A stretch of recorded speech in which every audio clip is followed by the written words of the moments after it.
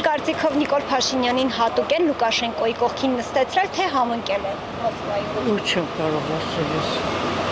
Երևի համընկել, ինչու պետք է հատուկ։ Դա հարաբերությունները ոչ այդքան լավ են։ Ոյ չեմ կարող ասել, իսկապես դժվարանում է։ Չեմ կարող ասել, երևի ուզում են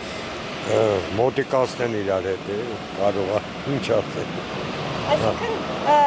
զուտ նստեցրել են, որ մի անգամ վիճել են իրար հետ, երևի մի ուզում են հարաբերությունները լավացնել։ Հատուկ են նստեցրել, որովհետև մեկը մյուսին չի սիրում։ Չեմ ասի։ Մոսկվայում։ Չեմ կարող ասել։ Նույնիսկ տեղեկություն չունեմ դրանից։ Իրանք կողքին են նստեցրել, հաշվի առնելով հարաբերությունները Լուկաշենկոյի Փաշինյանի։ Միգուցե եւ հատուկ ա եղել։ Ինչի համար։ Դե ելնելով իրադրությունից էլի լարվար մտածել են ավելի կլարացնեն։ Մամակուր տրամաբանորեն, չեմ տեսել այդ կադրները, բայց ենթադրելով եւ տրամաբանորեն ելնելով դա այդպես պիտի լինի։ Իհարկե ծաղրելու համար։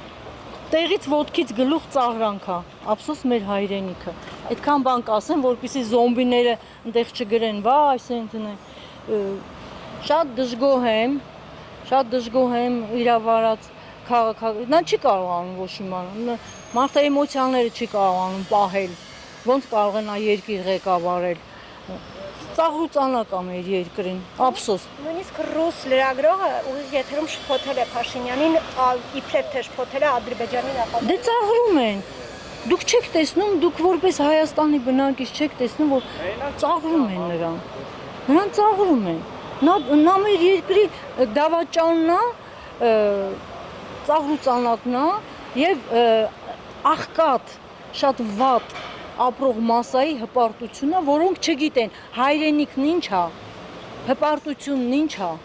չգիտեն։ Եթե մարդիկ չեն մտածում, որ Արցախ չունեն,